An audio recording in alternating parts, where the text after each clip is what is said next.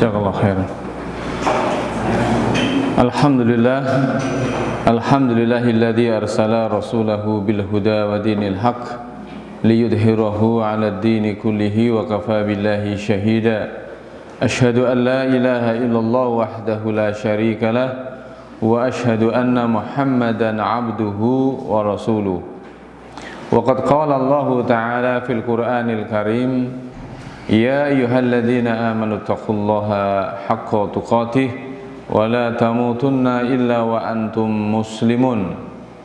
Ya ayyuhan nasu taqu rabbakumul ladzi khalaqakum min nafsin wahidah wa khalaqa minha zawjaha wa batha minhuma rijalan katsiran wa nisaa'a wattaqullaha alladzi tasaaluna bihi wal arham innallaha kana 'alaikum raqiba.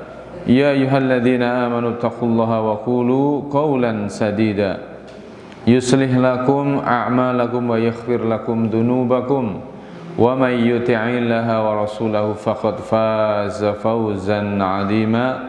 Amma ba'du, fa inna asdaqal hadithi kitabullah wa khairal hadi huda nabi sallallahu alaihi wasallam wa syarrul umuri muhdatsatuha fa inna kulla muhdatsatin bid'ah wa kulla bid'atin dolalah wa kulla dolalatin finnari. Bapak-bapak, ibu-ibu, ikhwan dan akhwat sekalian, jamaah MCY kajian rutin malam Ahad rahimani wa rahimakumullah. Kita sangat bersyukur kepada Allah pada malam hari ini kita bisa bermajlis kembali, dikaruniai oleh Allah kenikmatan kesehatan, waktu luang, rezeki yang barokah, kemudian nikmat Islam dan iman, yang semoga nikmat itu semua senantiasa kita dapat gunakan untuk menambah amal soleh kita dan istiqomah di atas Islam dan iman hingga kita menghadap kepada Allah dalam keadaan husnul khotimah. Semoga berkumpulnya kita semua di sini dalam rangka semata-mata untuk mencari ilmu Allah. Allah ganjar dengan pahala dan Allah ganjar dengan kemudahan urusan kita di dalam dunia dan urusan kita untuk menggapai surganya Allah subhanahu wa ta'ala. Ikhwan dan akhwat sekalian yang kami hormati, mas-mas dan mbak-mbak sekalian, kita lanjutkan pembahasan kita 2 pekan yang lalu, yaitu terkait masalah wasiat Rasulullah sallallahu alaihi wasallam kepada sahabatnya, yaitu Mu'ad bin Jabal. Ya, waktu itu kita sampaikan bahwasanya Nabi mengatakan kepada Mu'ad, la tada'anna fi duburi kulli sholatin.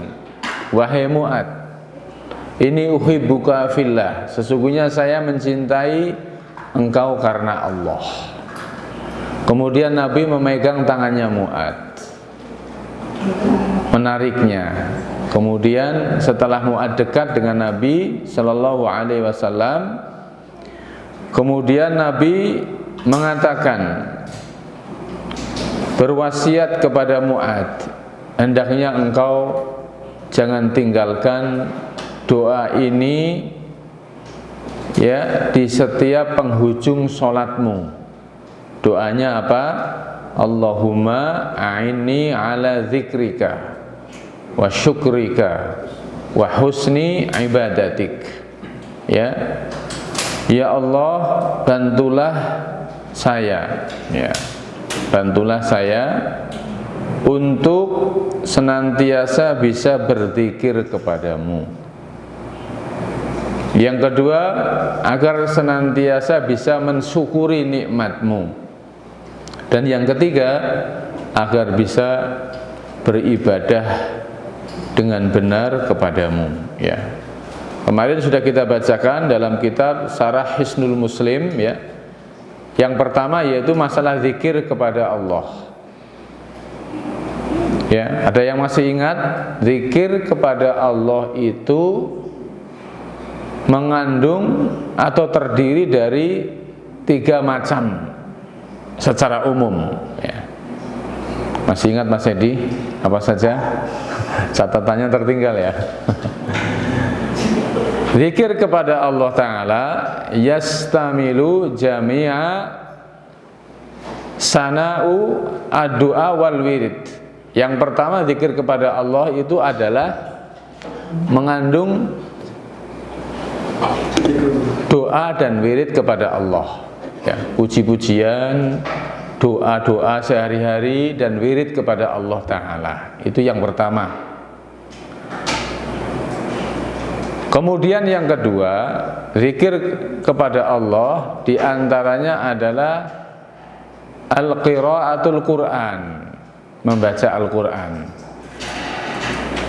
Apakah jamaah sekalian hari ini sudah membaca Al-Quran? Kalau sudah, alhamdulillah. Ya, itu termasuk zikir kepada Allah Ta'ala.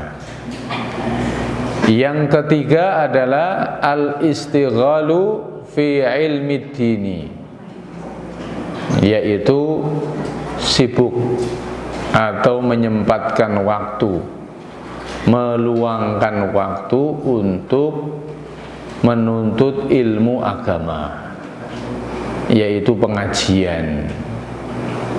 Ya, seperti di sini pengajian rutin malam Ahad itu termasuk bentuk zikir kepada Allah Ta'ala.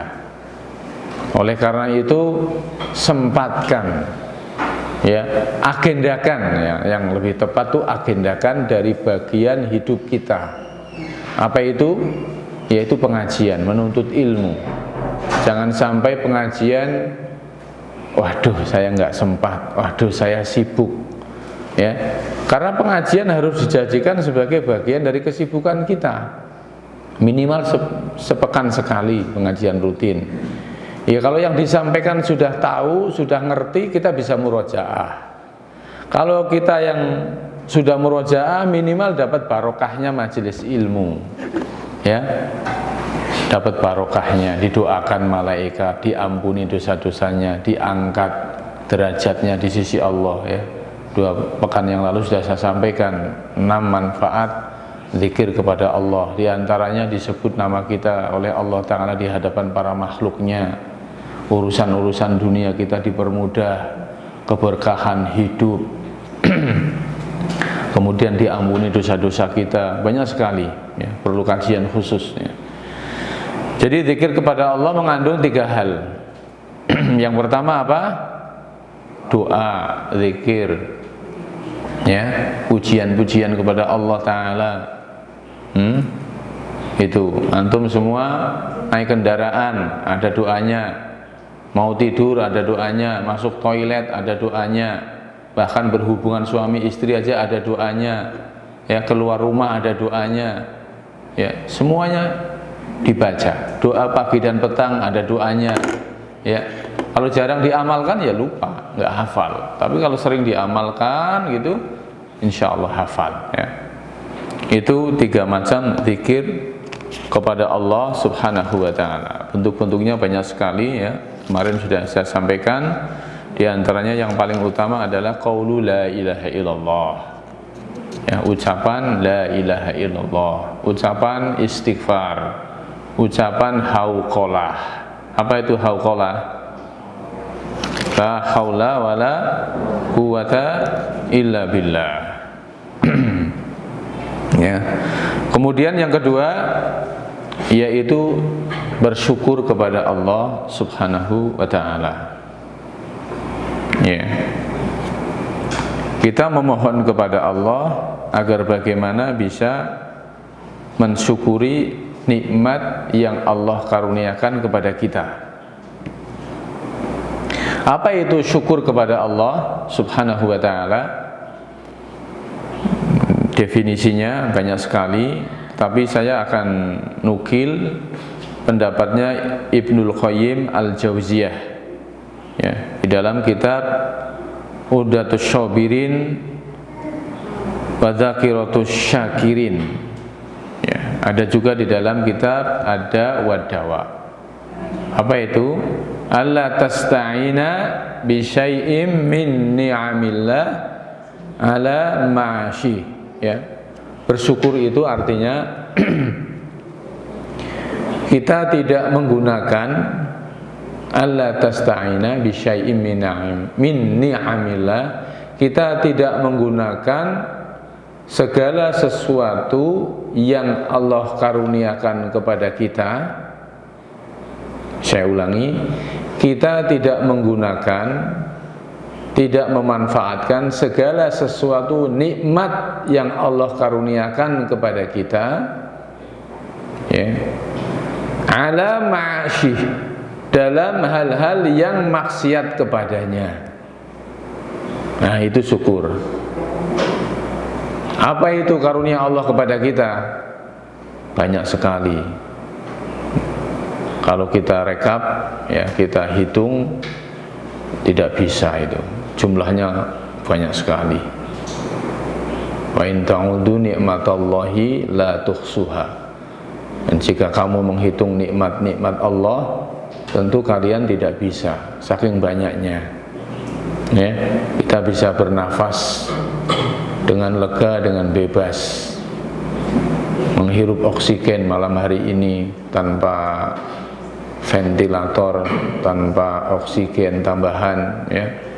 Itu harganya berapa kalau direkap, ya? Kalau di rumah sakit oksigen yang ukurannya 250 mili aja itu sudah 4 juta.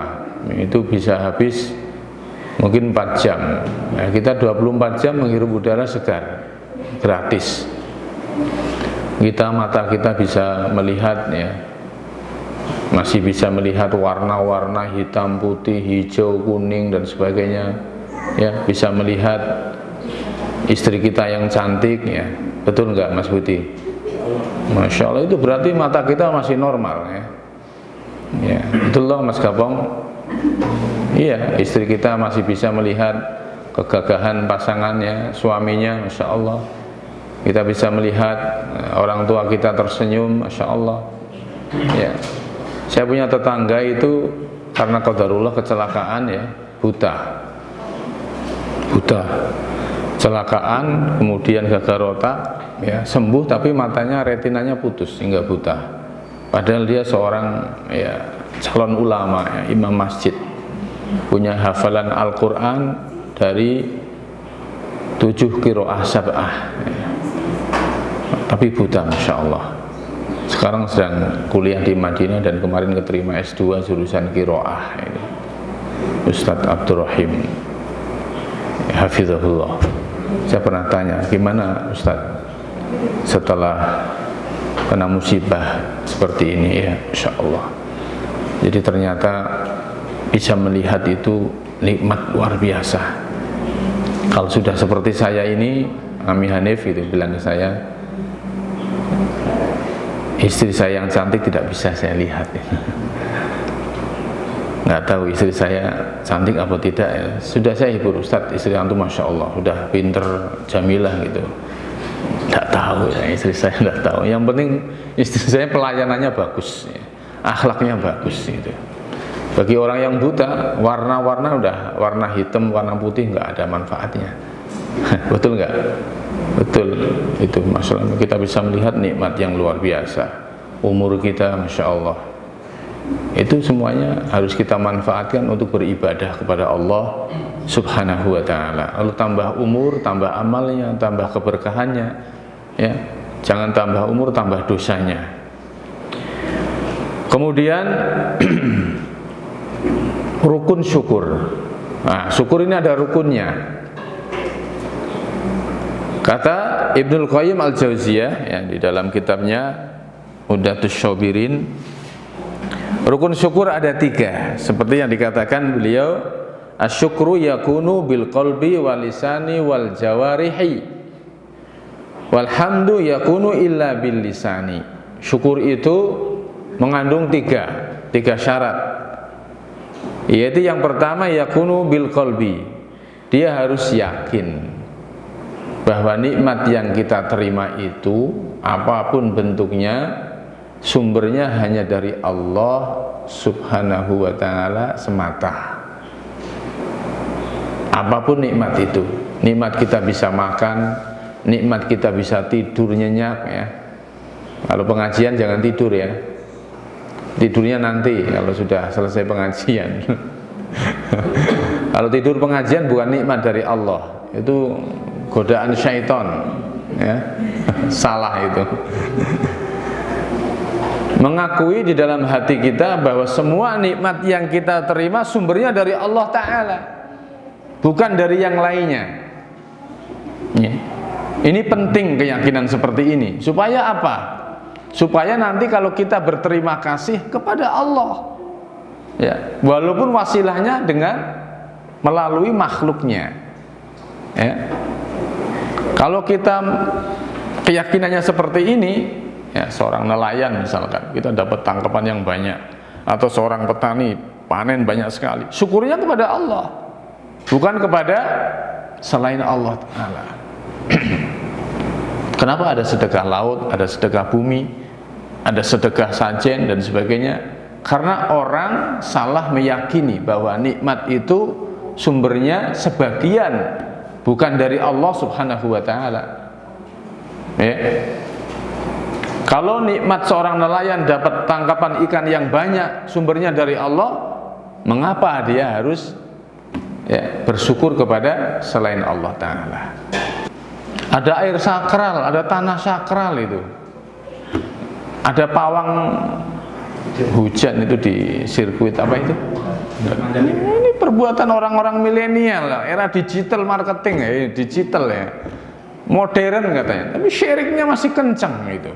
Ini kalau nggak belajar akidah ya sama saja bobrok agamanya, rusak ini.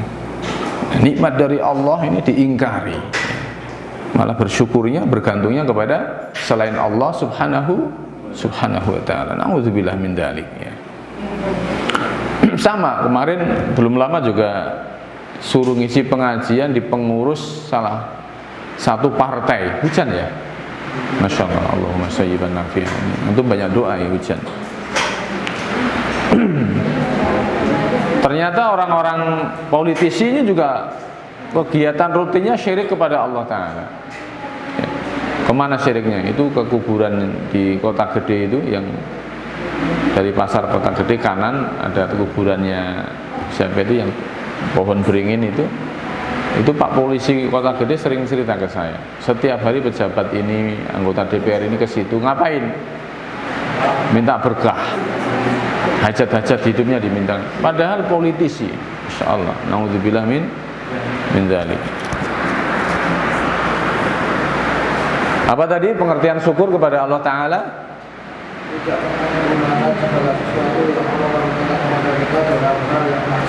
Masya Allah, barakallahu fiik. Tidak ngantuk ini Mas Buti, ya. Rukun syukur yang pertama yaitu bil qalbi, ya. Yang kedua wal lisani. Setelah mengakui nikmat itu semuanya dari Allah Subhanahu wa Ta'ala, ya, maka lisan kita ini sering tahaddus bin nikmah, menyebut-nyebut nikmat Allah, kemudian mengucapkan alhamdulillah. Tahaddus bin nikmah itu menyebut nikmat Allah. Alhamdulillah, saya dikaruniai anak yang kedua, putra sehat walafiat, alhamdulillah. Alhamdulillah, hari ini jualan saya laku, alhamdulillah. Alhamdulillah, ya, saya dikaruniai istri yang solihah, yang nurut, ya, yang senantiasa setiap hari membantu saya dalam urusan-urusan dunia maupun akhirat. Alhamdulillah, saya dikaruniai seorang suami yang soleh, yang taat beragama, yang mengajak saya kepada kebaikan, yang senantiasa mengasih uang belanja dan membelikan minyak goreng. Alhamdulillah. Minyak gorengnya langka. Jangan goreng-goreng ya, godok saja. Lisan kita sering bersyukur kepada Allah, alhamdulillah. Jadi kalau kita mengucapkan alhamdulillah itu jangan hanya setelah sholat, biasakan alhamdulillah, insyaallah terasa nikmat, alhamdulillah. Itu. Kemudian yang ketiga rukunnya adalah wal jawarihi wal amalu bil jawarihi, yaitu memanfaatkan karunia dari Allah itu dalam sebuah amalan anggota badan. Apa itu bentuknya? Ibadah kepada Allah Ta'ala, bertakwa kepada Allah Ta'ala dengan anggota badan kita. Ya, sehat kita manfaatkan ya untuk sholat di masjid 5 waktu, untuk puasa, untuk bersedekah, untuk pengajian, untuk silaturahmi, ya, dan ibadah-ibadah yang lain. Kalau kita bersyukur kepada Allah, tapi jawarih kita, anggota badan kita ternyata tidak beribadah kepada Allah Ta'ala, itu namanya dusta. Ya. Tambah nikmatnya, tambah ibadahnya. Tambah nikmatnya, tambah syukurnya. Tambah gajinya, tambah omsetnya, tambah sedekahnya. Ya, bukan tambah omsetnya, tambah pelit. Ya. Tambah kaya, malah gila. Ya. Kaya tapi gila. Ya, makanya Nabi kan mengatakan la ba'sa bil ghina, enggak rapopo dadi wong sugih. Tapi belum berhenti. Limanit taqwa, khusus bagi orang-orang yang bertakwa. Karena kalau kaya nggak bertakwa pasti gila. Buktinya gila apa? Stadium awal orang gila itu suka pamer-pamer, ya, pamer mobil, pamer rumah, pamer jam tangan Rolex sampai kayak gini jamnya. Jamnya 1 aja cukup, jamnya 4 dipamer-pamerkan. Gila itu, ya. Gila itu stadium pemula itu. Ya. Karena apa? Nggak bersyukur kepada Allah Subhanahu wa Ta'ala. Oleh karena itu kalau orang yang kaya bertakwa, dia akan memanfaatkan hartanya untuk beribadah kepada Allah, menafkahi keluarganya, bersedekah kepada karib dan kerabatnya, membantu dakwah Islam, ya, membantu pembangunan masjid, membantu anak yatim piatu, membantu janda-janda yang lemah dan fakir, ya, membantu untuk sosial kemanusiaan, umat, kepentingan umum dan lain-lain. Ya. Hartanya bermanfaat buat dakwah dan kemaslahatan umum. Walhamdu yakunu illa bilisan. Adapun kata Ibnul Qayyim al-Jauziyah di sini, adapun alhamdu, asyukru dengan alhamdu itu beda. Asyukru itu 3 rukunnya, dengan hati, dengan lisan, dan dengan anggota badan. Adapun alhamdu, pujian, ya, itu hanyalah dengan lisan, cukup saja dengan lisan. Alhamdulillah, alhamdulillah alladzi bi ni'matihi tatimmus shalihat. Ya. Alhamdulillah alladzi bi ni'matihi tatimmus shalihat. Ya.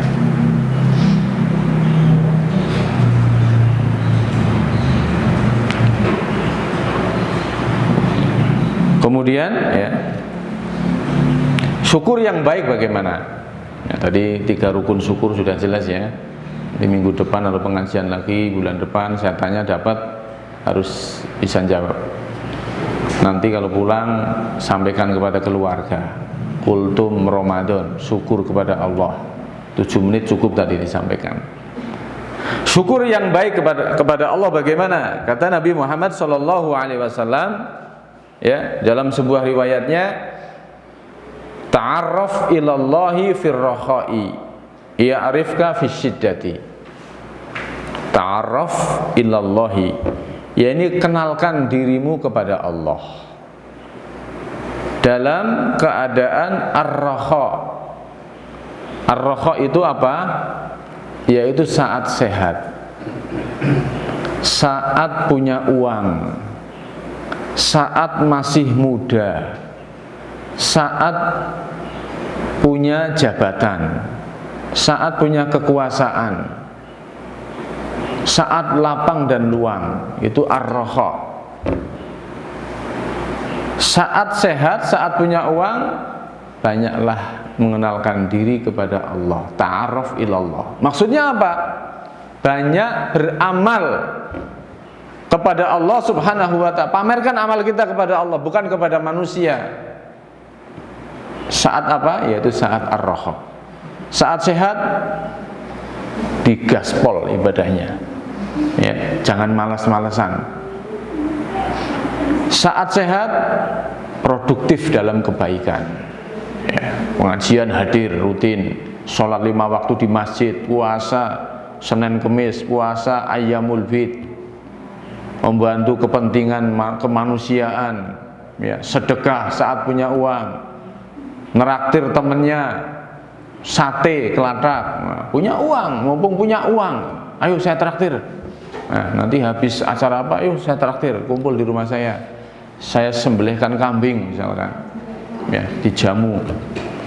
Mumpung punya uang, sedekah kepada keluarga, ya, keluarga kita yang karib kerabat, biasanya ada yang nggak mampu, itu kita sedekahi, entah saudara kandung, entah keponakan, pak lek, bude, ya, yang nggak mampu, yang perlu kita bantu, kita sedekahi. Mumpung kita punya uang, ya, nggak harus nunggu kaya, punya uang sisihkan, sedekahkan. Ar-Raha, mumpung jadi pejabat, bantu dakwah Islam, ya, bukan sebaliknya jadi pejabat malah menghalang-halangi dakwah, ya, malah jadi bencana buat umat Islam.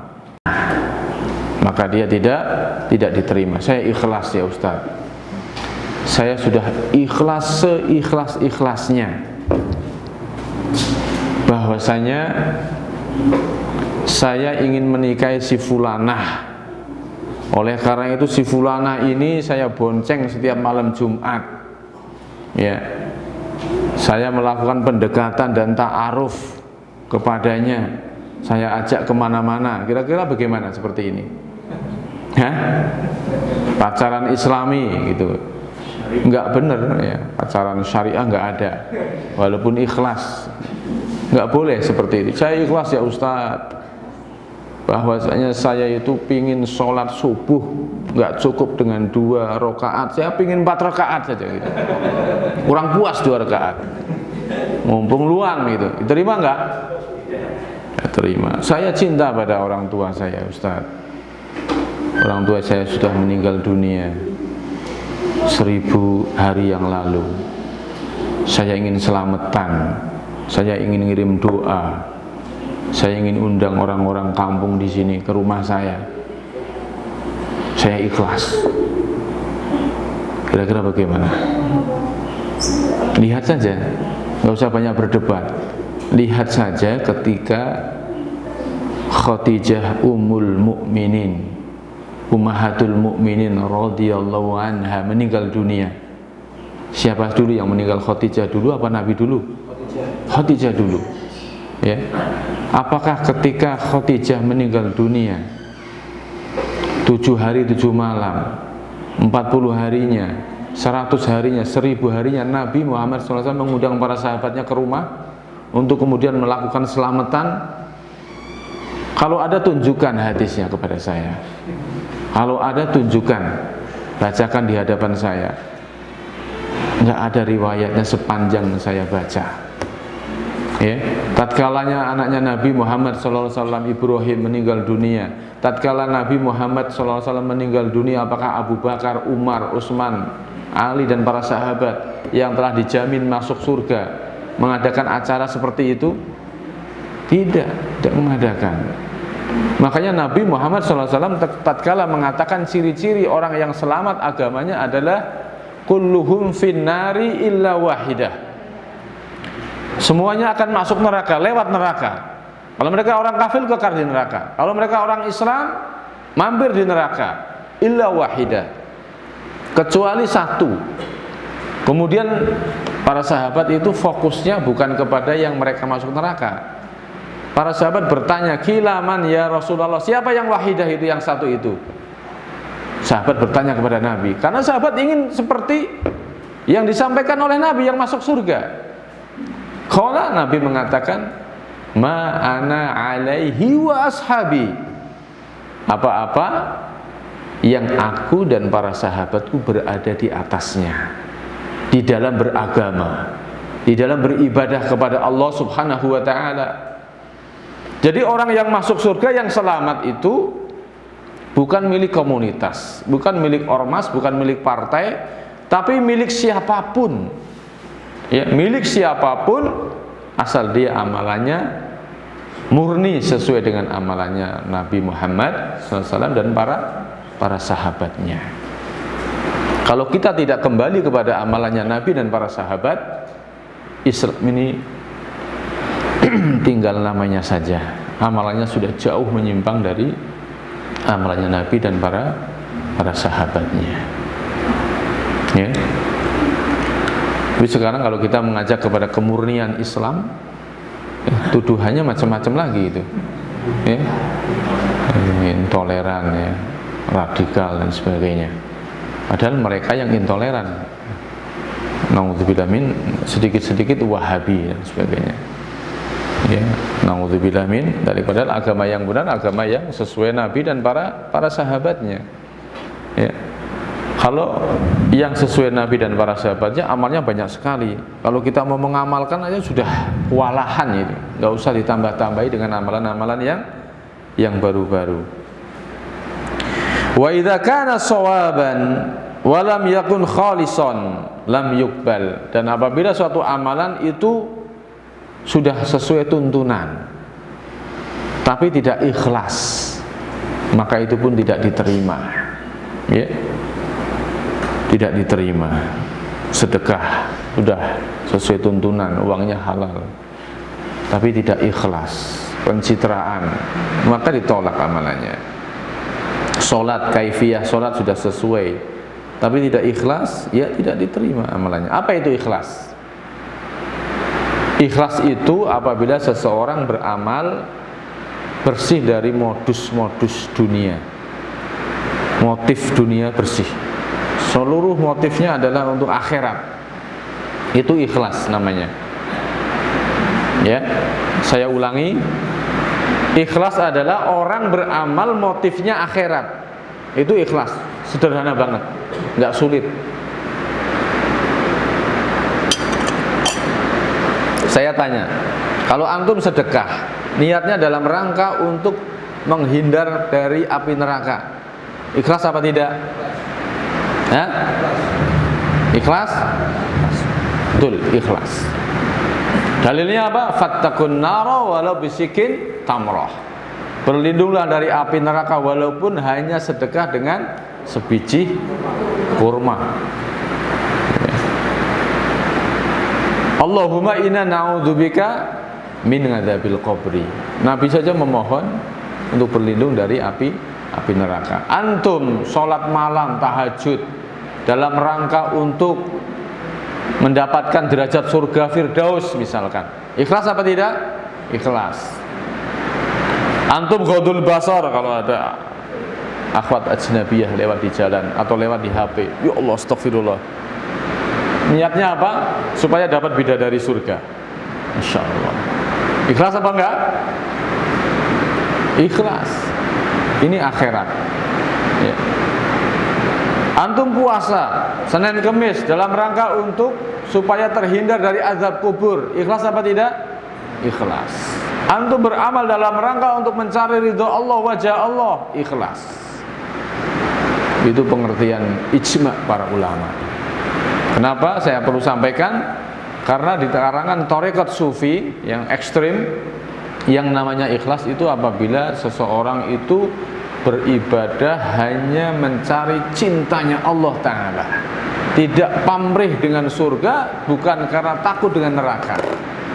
Nah ini keliru, kebablasan, dan ini nggak benar yang seperti itu.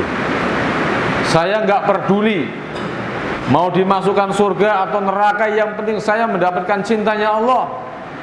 Kayaknya heroik tapi sesat dan menyesatkan. Ini nggak benar yang seperti ini ya. Kemudian kata Fudail bin Iyad,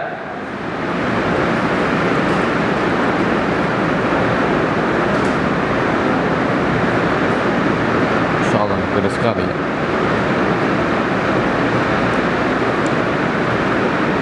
Hatta yakuna khalisan wa shawaban. Ibadah itu diterima apabila ikhlas dan sesuai tuntunan. Wal khalisu idza kana lillah. Dan ikhlas itu apabila dalam rangka untuk karena Allah Subhanahu wa taala. Wa shawaban idza kana ala sunnah. Dan shawaban itu apabila di atas sunnah, sesuai dengan tuntunan Nabi sallallahu alaihi wasallam. Dan masalah ikhlas itu ada dalam hati. Ada di dalam hati. Kalau orang beribadah ikhlasnya tidak sempurna nggak apa-apa. Jangan mundur, karena ikhlas perlu latihan. Ikhlas itu perlu latihan, ya. Ujian. Sebagaimana kata Ibnul Mubarak, ini penting sekali. Rubba amalin saghirin tu'azzimuhu an-niyatu. Terkadang suatu amalan itu kecil nampaknya, tapi di sisi Allah terhitung besar karena masalah niat. Nampaknya sepele, kecil, tapi karena ikhlas pahalanya jadi gede di hadapan Allah Ta'ala. Sebaliknya rubba amalin kabirin. Terkadang suatu amalan itu nampaknya gede, hebat, luar biasa, tapi di hadapan Allah pahalanya kecil, bahkan bisa tidak dapat pahala. Kenapa? Karena an-niyatu, karena masalah niat. Dan ini dikatakan oleh Ibnul Mubarak, seorang tabi'in kabir, ya, muridnya para sahabat. Kemudian Sufyan Ats-Tsauri mengatakan, ma'alajtu syai'an asadda alayya min niyatin li'annaha taqallubu alayya. Sufyan Ats-Tsauri ini tabi'in, bukan Sufyan Ats-Tsauri yang kemarin masuk TV itu, bukan, ya. Itu enggak karu-karuan. Kata Sufyan Ats-Tsauri, tidak ada sesuatu yang paling susah bagiku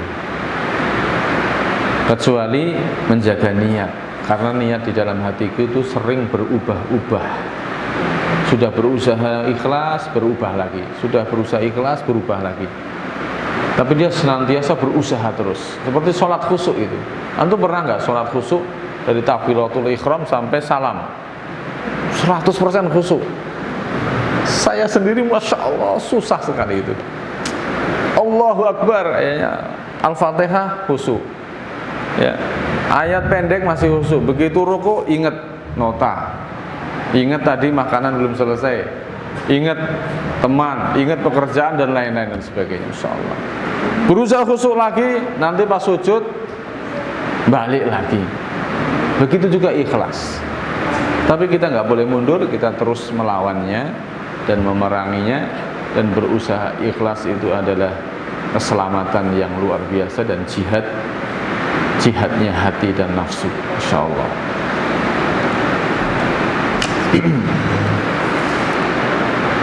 Sudah sampai jam 9 ya.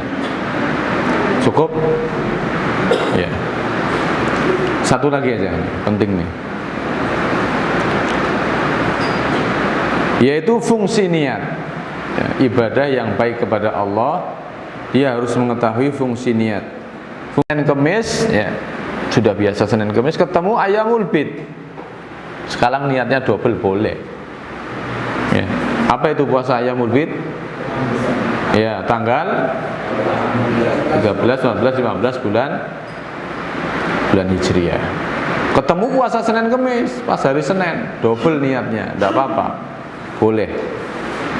Sholat sunnah qobliyah subuh dengan sholat tahiyatul masjid, niatnya double, boleh, sama-sama sunnah, ya. Jadi untuk membedakan ibadah yang satu dengan ibadah yang contoh lain, mandi janabah dengan mandi sekedar membersihkan badan, sama-sama mandi, niatnya sama apa beda? Beda. Yang satu wajib, yang satu sekedar ya rutinitasnya, seperti itu. Niatnya beda. Ibadah yang satu dengan ibadah yang lain. Kemudian yang kedua fungsinya adalah untuk membedakan antara adat minal ibadat, ya, adat dan ibadat, ya. Contoh, antum nyalek, ya. Saya kemudian nyumbang karpet ke masjid, ternyata gagal, nggak jadi caleg, karpetnya masjid diambil lagi, ya, niatnya apa? Bukan mencari ridho Allah, mencari ridho manusia, ya. Maksudnya dalam hati apa? Antum semua beribadah setiap hari jamaah sekalian. Niatnya itu ada. Apa yang dimaksudkan? Niatnya harus ikhlas. Apa itu ikhlas? Tadi sudah saya jelaskan. Ya. Jadi niat itu fungsinya 3 untuk membedakan antara ibadah yang satu dengan ibadah yang lain. Yang kedua untuk membedakan ibadah dengan adat istiadat. Yang ketiga membedakan al-maksud di dalam hati. Niatnya apa tujuannya? Tapi perlu saya perhatikan, saya sampaikan contoh ya. Kerja, cari uang. Nih bapak-bapak ini. Itu hal yang mubah, adat istiadat. Ya, semua orang kerja. Tapi kalau diniatkan dalam rangka untuk ibadah, dalam rangka untuk menafkahi istri, dalam rangka untuk membayar SP anak-anak, dalam rangka untuk sedekah, dalam rangka untuk supaya bisa umroh, maka itu bisa berganti menjadi ibadah. Bisa dipahami? Antum semua setiap hari makan, selain menghilangkan lapar dan haus, adalah dalam rangka untuk menegakkan badan dan jasad supaya bisa beribadah kepada Allah Ta'ala. Yang namanya adat bisa berubah menjadi ibadah. Betul? Kita setiap hari pakai baju, menutup aurat. Kalau diniatkan untuk ibadah, maka jadi ibadah. Tapi kalau sekedar untuk gaya-gayaan mewah-mewahan, ya niatnya sekedar adat istiadat saja. Oleh karena itu niat itu penting dihadirkan di dalam hati supaya semua aktivitas kita itu terhitung ibadah di hadapan Allah Subhanahu wa ta'ala.